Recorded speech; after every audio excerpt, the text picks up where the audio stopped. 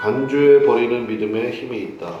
간주해 버리는 믿음에 힘이 있다라는 제목으로 하나님 말씀 증거하도록 하겠습니다. 오늘 야고보서 첫 시간이니까 야고보 서로 좀 말씀 드리고 또 본문 말씀 가지고 우리가 함께 은혜 받기를 원합니다. 저자는 누굽니까? 야고보죠. 야고보서니까 이 야고보 성경에 이제 야고보 3명이 나오는데 그건 좀 이따 좀 말씀드리고 야고보서를 쓴 야고보는 우리가 의인 야고보 이렇게 불러요. 제임스 더 저스트 영어로는 그러니까 이제 야고보가 영어로는 제임스잖아요.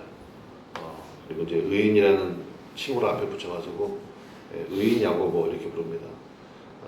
주의 형제입니다. 그러니까 예수님의 친동생이고요. 그 다음에 예루살렘 교회의 수장이었습니다. 그러니까 오순절 마가다락방에 성령이 임함으로 교회가 시작이 됐죠. 근데 그 교회의 리더가 누구였느냐? 베드로도 아니고 바울도 아니고 누굽니까? 야고보예요. 야고보. 그래서 사도행전 15장에 예루살렘 공의회, 그러니까 최초의 회의라고 볼 수 있습니다. 사도들로 구성된 그 회의의 결론을 누가 짓느냐? 누가 지어요? 야고보가 짓죠. 그 베드로도 의견 내고 다 뭐 바울도 의견 내는데 전체적인 그러니까 이방인 선교의 가이드를 만든 결정적인 근거가 이제 사도행전 15장에 나오는 예루살렘 공의회인데 거기 보면 야고보가 전체 리더구나라는 것을 알 수 있습니다. 그래서 1절 보십시오. 하나님과 주 예수 그리스도의 종 야고보는 그다음 뭐라고 되어 있습니까? 흩어져 있는 12지파에게 문안하노라. 대한민국 국민 들으십시오. 그 대통령만이 할 수 있는 이야기입니다. 그렇죠? 제가 대한민국 국민 들으십시오. 그러면 사람들이 뭐라고 그랬어요? 뭐래? 그러겠죠. 근데 제가 그나무 아래 교회들 들으십시오. 공지사항 올립니다. 이거는 힘이 있잖아요. 그러니까 흩어져 있는 12지파. 그 당시에 전체적인 리더는 야고보였구나. 라는 것을 다시 한번 알 수 있습니다. 그러니까 굉장히 중요한 위치에 있었다. 그걸 우리가 기억하면 좋겠고, 야고보서를 언제 썼느냐. 이것도 좀 중요한데, 두 가지 설이 있어요. 42년에 썼다, 60년에 썼다. 근데 많은 학자들도 42년 쪽에 무게를 많이 두는 것 같아요. 성경 중에 최초로 쓰여진 게 갈라디아서 이렇게 보거든요. 근데 갈라디아서는 48년. 그러니까 생각해 보세요. 이제 BC와 AD를 나누는 기준이 예수님이잖아요. 그러니까 예수님. 정확하게 따지면 예수님 기원전 3년 전에 태어나셨는데 어쨌든 예수님 태어나신 걸 기준으로 삼으면 예수님이 30년 공생애 하시고 그 다음에 3년 사역하시고 이제 십자가 들려 돌아가셨잖아요. 그리고 나서 이제 오순절 십자가 부활, 그 다음에 오순절 마가다락방의 성령 강림. 그런데 42년에 야고보서가 쓰여졌으니까 이제 정말 생생한 기억들을 가지고 있는 아마 마가다락방에 참여했던 사람들도 많이 있을 거고 실제로 예수님의 제자들도 아직 생존해 있고 뭐 그런 시대였다는 것입니다. 그때 야고보가 야고보서를 기록했다. 바울의 갈라디아서는 48년으로 보거든요. 그러니까 예루살렘 공의회와 거의 비슷한 시기에 기록된 것 이렇게 보는 것이 좀 맞다고 생각합니다. 자, 그럼 수신자는 누구냐?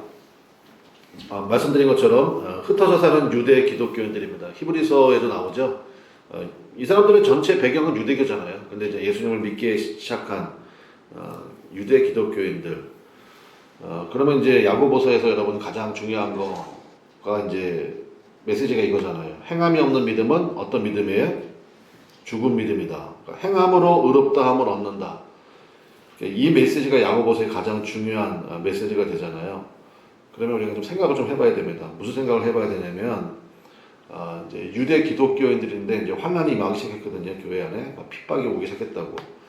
환란의 결과 교회에 갈등이 생겼습니다. 그들은 그러다 보니까 서로 싸우는 파벌들이 생기기 시작했어요. 그래서 교회가 쪼개지고 갈라지는. 그래서 우리 1장에도 나오고 뭐 계속 나오지만 두 마음을 품은 양상들이 교회 안에 발생하게 되었다라는 것입니다. 그래서 믿음의 고백은 너무 생생하게 살아있잖아요. 예수님의 부활을 직접 본 사람도 있고 하니까 그걸 부정하지는 않아요. 그런데 그 믿음만큼 뭐가 안 따라와요? 행함이 안 따라오는 거예요. 근데 이게 제가 42년에 기록됐다고 말씀을 드렸지 않습니까? 그러니까 벌써 그때 이미 껍데기 신앙들이 있었다는 것입니다. 그래서 야고보가 야, 이러다가 큰일 나겠다 이 생각한 거죠. 알기는 많이 알아요. 근데 행함이 없어요. 이러면 이거 껍데기 아니냐. 그러니까 벌써 그때의 사도 야고보가 의인 야고보가 이것을 경계를 삼기 시작했다 라는 것이 사실은 전체적인 메시지입니다. 뭐 지금은 말할 것도 없죠. 참고로 종교개혁을 일으켰던 마틴 루터 입장에서는 이 사람은 이 신득이가 중요했잖아요. 믿음으로써 의롭다함을 얻는다. 이게 되게 중요했거든요. 그래서 루터는 자신의 책에서 야고보서는 성경에서 빼야 된다 그랬어요. 제가 보니까 너무 나간 거지. 뭐 지푸라기 복음이다, 갑상 복음이다, 뭐 이런 얘기했는데 그분도 약간 균형감이 좀 무너졌던 것 같아요. 그때는 이해는 되죠. 그 당시에는 이제 굉장히 쓸데없는 행함들을 강조를 많이 했잖아요. 뭐 돈 많이 내라는 거였지 결국은. 그러니까 그거 아니다. 믿음으로 의롭다함을 받는 거지. 그러니까 이 신득이를 강조하다 보니까 그분에게는 마틴 루터에게는 갈라디아서 믿음으로써 의롭다함을 얻습니다. 그냥 이 복음이 다이아몬드 복음이다. 뭐 이렇게 얘기하고 야고보서는 지푸라기 복음이다. 성경에서 빼야 된다. 뭐 그런 얘기 했는데 그러니까 우리는 어떤 마음 가져야 되겠습니까? 믿었습니까? 뭐가 있어야 돼요? 행함이 있어야 된다. 그 두 가지 같이 있어야죠. 아니 여러분 생각해보세요. 말은 번지르르하게 하는데 안 해. 그게 무슨 의미가 있냐고요. 뭐 아는 건 되게 많아. 그런데 뭐 행함이 없어. 그게 무슨 의미가 있냐고요. 그러니까 야고보서 말씀을 통해서 전체가 5장 5장으로 되어 있는데요. 매 장이 뭐 성경에 중요하지 않은 장이 어디 있겠습니까만은 우리가 야고보서 말씀을 우리가 26년 시작과 동시에 거의 이제 얻게 되는데 이걸 통하여서 행함이 살아있는 하늘의 영광이 가득한 우리 그나무 아래 교회 되시기를 주님의 이름으로 간절히 축원합니다. 그래서 이제 우리 행함을 좀 강조를 좀 많이 했으면 좋겠어요. 행해야죠. 행함이 있는 그런 믿음의 모습. 이제 야고보는 이제 마지막 어떻게 되냐면 62년도에 순교한 걸로 그 당시 이제 유대 역사가인 요세푸스 기록에 비교적 자세하게 나와요. 그래서 투석형으로 순교했습니다. 돌 맞아서 이제 순교하게 됐고, 그 다음에 이 야고보서를 쓰니 의인 야고보라고 부르겠습니다. 이제 의인 야고보의 별명이 있죠. 무슨 별명이라고 알고 계세요, 여러분들은? 기도를 많이 했대잖아. 그래서 무슨 무릎? 낙타 무릎. 그러니까 하도 이제 무릎 꿇고 기도를 많이 해가지고 이 무릎이 일반 사람들 무릎이 이렇게 약간 튀어나와 있잖아요. 근데 이제 거기에 맨들맨들해졌다 낙타처럼. 그래서 낙타 무릎이라는 별명을 가질 정도로 영광스러운 별명 아닙니까? 그러니까 여러분들도 그런 게 있으면 좋겠어요. 그러니까 우리 성도들 가운데도 그 집사님, 그 권사님 할 때 뭐가 떠오를까? 어떤 이미지가 떠오를까? 좀 중요한 것 같아요. 뭐 우리 목사님 하면 뭐가 떠오르나? 콜라 좋아하시는 목사님 이러면 안 되잖아요. 말씀에 뭐 깊이가 있는 목사님, 뭐 우리를 많이 사랑해 뭐 이런 게 좀 나와야지 뭐 그렇잖아요. 그러니까 저도 반성을 하고 콜라 거의 안 먹어요 요즘에. 근데 낙타 무릎 요거 굉장히 중요해요. 그러니까 이분이 이렇게 힘 있는 이유는 뭐냐면 기도하세요 말로만 한 게 아니고 실제로 본인이 뭐 했다? 기도했다는 거예요. 무릎이 낙타 무릎이 될 정도로 주님 앞에서 기도할 줄 아는 그러한 모습이었다라는 것입니다. 그래서 우리는 약간 오해가 있는 것 같아요. 뭐 서양인들은 그냥 뭐 신앙생활 껄렁껄렁하고 그런 것 같다는 생각이 그렇지 않습니다.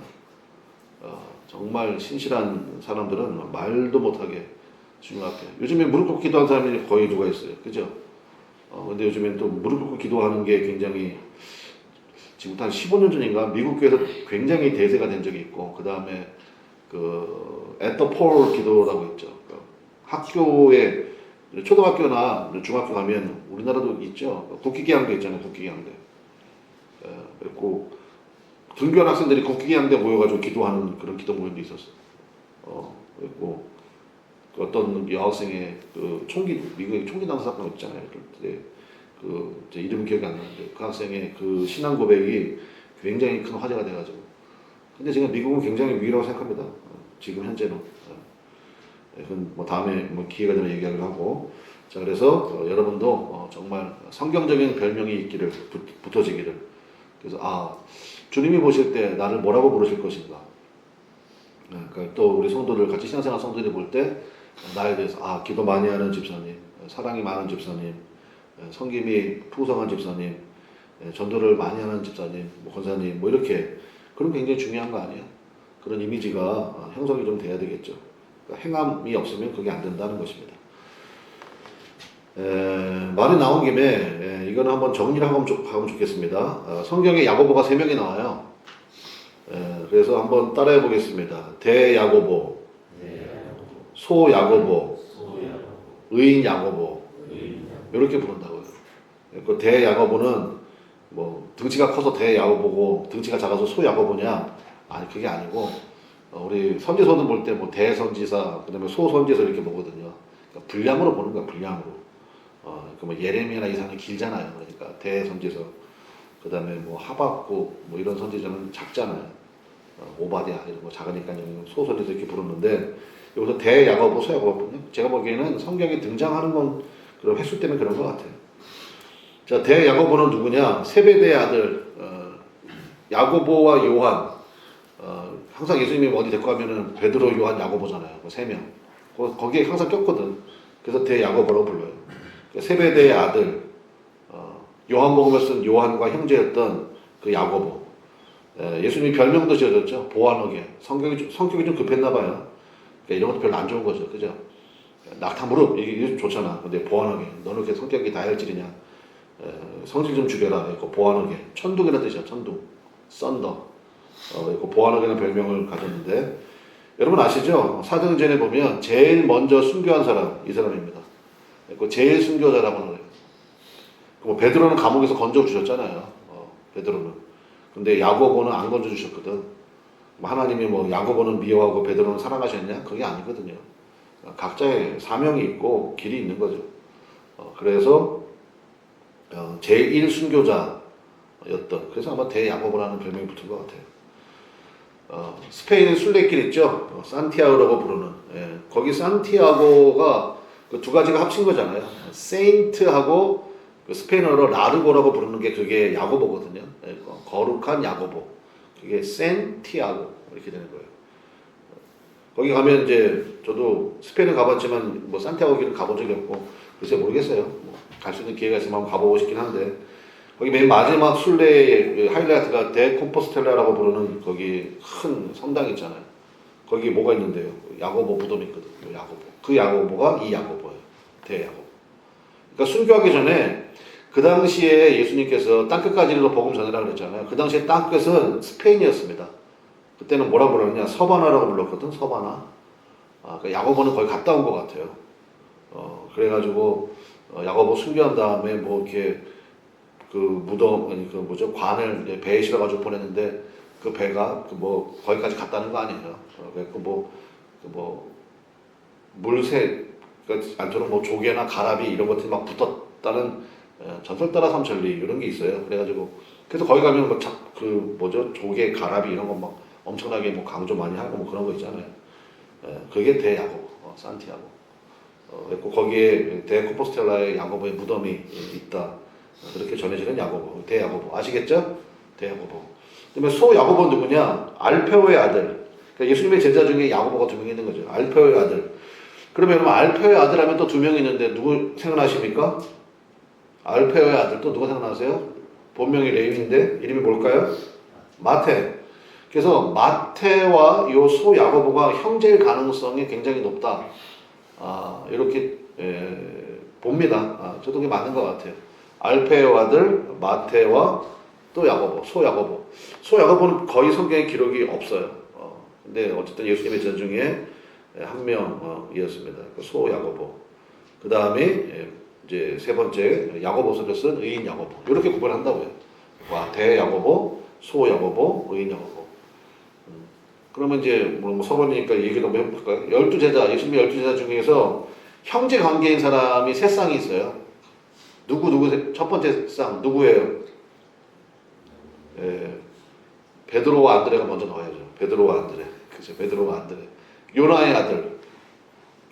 그 뭐 베드로 부를 때 예수님이 바요나 시모나 이렇게 부를 때 있잖아요. 바요나 시모나. 바가 이제 아들이란 뜻이거든. 아들. 그리고 바디메오, 그럼 디메오의 아들이겠죠. 바디메오, 바돌로메, 돌메오의 아들이지 바가. 그러니까 바요나 시모나, 요나의 아들이라는 뜻이에요. 그리고 바요나 시몬 이렇게 부를 때 있잖아요. 그리고 베드로와 안드레가 형제고요. 그다음에 방금 말씀드렸잖아요. 세베대의 아들 야고보와 요한, 알페오의 아들 야고보와 마태. 그래서 예수님의 제자가 12명인데 12명 중에 그렇게 따지니까 6명이 형제네요. 6명이 형제. 그래서 저는 이거 가지고요. 이제 개척교회 하는 뭐 후배들이나 목사님들 있잖아요. 그래서 이제 그런 거 되게 부담스러운 분들이 있거든. 왜 가족들밖에 없다고. 근데 첫 시작은 그렇게 하는 거예요. 저는 그렇게 생각을 해요. 그리고 우리 교회도 뭐 형제 친척들 있잖아요. 저분들 고생 많이 하셨다고. 섬김의 자리도 많이 지키시고. 그러니까 교회가 형제 혹은 뭐 친척으로 시작하는 건 저는 나쁘지 않다고 생각해요. 예. 그리고 우리 뭐 어느 목사님이 있는데 그 목사님은 거기 교회에다가 써놨대요. 가족 출입 금지. 뭐 써놓진 않았겠지. 근데 가족도 못 나오게 한다고 막 그런 얘기 하더라고요. 왜 그러냐 그랬더니 그러니까 걱정되는 게 많잖아요. 그러니까 뭐 이렇게 뭐 주문이 많대요. 뭐 이건 이렇게 해야 되고 뭐 저렇게 해야 되고 그랬고 그러려면 나오지 말라고. 그런 경우는 나오지 말는 게 맞는 것 같아. 근데 전 참 감사하게 뭐 우리 장모님 뭐 잘 아시지만 말이 없으세요. 소그룹 시간에만 말이 많아요. 저한테는 일절 말이 없으세요. 그리고 참 대단하다고 생각하는데 제가 이제 처음 개척하고 전도사 됐을 때 그때부터 저한테 한 번도 말을 놓지 않으시더라고요. 아시죠? 장모님 접을 때마다 이렇게 고개 숙여 인사 하시는 거. 그리고 이제 저랑 들었을 때 뭐 그렇게까지 뭐 하실 필요가 뭐가 있습니까? 했더니 목사님이니까 아들이 아니고 목사님이라고 그런 얘기 하시더라고요. 그래서 그런 자세와 태도는 참 존경스럽다라는 생각이 듭니다. 뭐 여기 저희 뭐 장모님도 계시고 뭐 아들도 있고 하지만 참 그런 게 좋은 것 같아요. 그래서 묵묵하게 그렇게 옆에서 든든히 지켜주고 기도해주고 하는 거 그게 진짜 힘이죠. 그래서 예수님의 제자도요 12명 중에 6명이 형제였다고. 그러니까 뭐 교회가 형제, 친척을 시작하는 거 저는 거 나쁘지 않다 생각합니다. 뭐 여러분 맛있는 사건 많이 있잖아요. 뭐 바나바, 마가도 뭐 조카 관계였고 뭐 그런 게 있었지 않습니까? 자, 그 선을 요 정도만 하겠습니다. 요 정도 의인 야고보구나. 예수님의 제자는 아니었어요. 이 야고보는 그렇죠? 제자는 아니었고. 그리고 또 마가복음이나 또 뭐 이 병행 구절에 보면 예수님이 처음에 이제 내가 하나님의 아들이다 뭐 이렇게 했을 때 이 형제들이 동생들이 붙들러 왔었잖아요. 미쳤다 하밀러라. 그리고 그러니까 아마 형에 대한 오해도 되게 많았을 거예요. 제일 힘들었겠죠. 그렇지 않아요? 아니 어렸을 때부터 잘 이렇게 장난치고 자랐을 거 아니에요. 근데 갑자기 내가 하나님의 아들이다 그러면서 막 근데 뭐 신비한 능력들은 막 행하고 그러는데 근데 얼마나 걱정을 됐겠어요. 그래서 처음에 미쳤다 하밀러라 이랬잖아요. 오해가 있었겠지. 근데 이제 오순절 마가다락방 또 부활의 사건을 통해서 완전히 회복되어지는 은혜가 있었죠. 그래서 야고보로서 초대교회 리더 역할을 잘 감당했다라는 것입니다. 자, 2절 말씀 보겠습니다. 자, 이런 마음들을 서론을 가지고 자, 2절 같이 읽어볼게요. 시작. 내 형제들아 너희가 여러 가지 시험을 만나거든 온전히 기쁘게 여기라. 여기서의 시험은 시련입니다. 시련. 트라이얼이라고 영어로 번역이 많이 되는데 그러니까 유혹, 템프테이션의 시험이 아니라 시련이에요. 핍박과 환난. 제가 앞서 말씀드렸잖아요. 그러니까 핍박과 환난이 벌써 있었다고요. 예수 믿는 사람들에 대해서. 그러니까 여러 가지 시험을 당하거든. 어떻게 하래요? 도망가래요? 어떻게 하래요? 온전히 기쁘게 여기라. 오늘 설교 제목이 간주해버리는 믿음의 힘이 있다라는 거잖아요. 여기 여기라에다가 여러분 표시하십시오. 여러분 성경에 여기라. 그렇게 간주해버리는 거예요. 영어 성경에는 consider라고 나와 있습니다. 그렇게 간주해버리는 것입니다. 그러니까 여러 가지 시련이 있어요. 우리 삶 가운데. 여기 특별히 영어 성경에 보니까 여러 가지 시험을 당하거든. 그러니까 만약에 당하면 이게 아니고요. 언제든지 당할 수 있다는 거예요. 그래서 어떤 영어 성경에 보니까 whenever라는 요 접속사를 썼더라고요. whenever, 언제든지. 그러니까 시련은 뭐냐? 특징이 누구에게나 언제든지 계속해서 올 수 있다는 것입니다. 그렇게 여겨버리는 게 중요해요. 그렇게 간주해버리는 거. 아, 내가 무슨 뭐 잘못을 해가지고 이런 시련을 당하나 보다. 그게 아니라고요. 그리고 이 시련에 대해서 바울도 아주 명쾌하게 얘기를 했죠. 너희가 어떤 시련을 당할 때, 시험을 당할 때 하나님께서는 첫 번째 피할 길을 내신대요. 두 번째 감당할 것 외에는 허락하지 않으신대요. 그래서 피할 수 있는 길을 주실 때도 있고요. 그 다음에 때로는 그 시련을 만나서 감당케 하실 때도 있다고요. 그러니까 뭐 이 시련을 뭐 동굴로도 표현하는 분도 있고 파도로도 표현하는 분도 있고 그런데 다 의미가 있다고 생각합니다. 그래서 어떤 시련이든 간에 그것을 기쁘게 간주해 버리는 것. 아, 이거 나에게 필요하니까 감당할 수 있으니까 나에게 주시는구나. 그래서 뭐 파도로 얘기한다 그러면 파도를 굳이 고난으로만 볼 필요가 있어요? 파도 타기. 우리나라도 지난번에 한번 동해 갔더니 거기서 파도 타기 하는 사람들도 있더라고. 우리나라 파도를 탈 수가 있나? 근데 가끔 영화 같은 데 보면 야 진짜 대단한 데 있죠. 뭐 그런 거 볼 수 있잖아요. 그 사람들은 거기 뭐 이 서핑이라고 그러나 그 매니아들은 뭐 거기 아주 뭐 엄청난 환호하고 그러던데.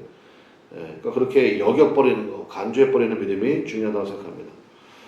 자, 그럼 왜 기쁘게 여기라고 그러냐면요, 4절이에요. 4절 한번 같이 읽어보겠습니다. 시작. 인내를 온전히 이루라. 이는 너희로 온전하고 구비하여 조금도 부족함이 없게 하려 함이라. 그래서 이 시련을 통하여서 우리에게 세 가지가 생긴대요. 일단은 이것이 올 때 이제 인내, 믿음의 시련이 인내를 만들어낸다. 3절 말씀에 있잖아요. 그래서 여기 시련이라고 나오죠. 믿음의 시련이 인내를 만들어낸다. 그래서 믿음과 인내가 똑같은 단어라고 그랬잖아요. 에모나. 믿음이 있을 때 인내가 필요하고, 인내한다는 것은 그 사람이 믿음이 있다는 뜻이라고요. 그러면 인내를 온전히 이루라. 이 얘기를 믿음을 온전히 이루라. 이렇게 읽을 수 있겠죠. 왜냐? 그것이 세 가지 우리에게 주는데, 첫 번째 뭡니까? 따라합시다. 온전케 한다. 두 번째 따라합시다. 구비시켜준다. 마지막 세 번째가 뭐겠습니까? 조금도 부족함이 없게 만들어준다. 시련의 유익이에요. 온전해진다. 이거는 성숙이라는 단어라고. 사람이 성숙해져요. 구비하여, 영어 성경에 complete라고 되어 있는데 사람이요 완성이 되어가는 느낌이 있어요. 그 다음에 세 번째, 조금도 부족함이 없어요. 네, 말씀의 결론. 그래서 방금 말씀드렸죠. 믿음이 히브리어로 에무나. 사전에 찾아보면 뭐라고 나온다고요? 인내라고 나온다고. 믿음과 인내는 병행해서 읽어도 돼요. 병행해서. 치환해서 읽어도 된다고. 그러니까 인내를 온전히 이루라. 그러니까 행함이 있는 믿음이 그래서 강조되는 거예요. 꼭 그렇게 여겨버리는 거. 그래서 여러분 오늘 이 새벽에 기도할 때 좀 이렇게 여겨버리는 믿음을 좀 가지십시오. 여러분 삶 가운데 이렇게 힘들고 어려운 게 있잖아요. 그런 것이 있을 때 온전히 기쁘게 간주해버리는 거예요. 하나님 이걸 통해서 나에게 어떤 성숙의 역사를 주시려고, 또 조금 더 부족함이 없게 뭘 만들어 주시려고, 그 다음에 뭐를 완성시키시려고 하시는지 그렇게 간주해버리고 스타트하는 거예요. 방향이 벌써 다르죠. 와, 내 인생은 왜 이 모양일까? 정말 나는 왜 흙수저야? 나는 뭐 수저도 없어. 이러지 말고요. 온전히 기쁘게 여겨버리고, 그리고 나서 이 관점, 이 렌즈를 가지고 스타트하세요. 그럼 기쁘게 여길 수 있잖아요. 이걸 통해서. 그러니까 행함이 없으면 안 되는 거예요. 행함이 없으면.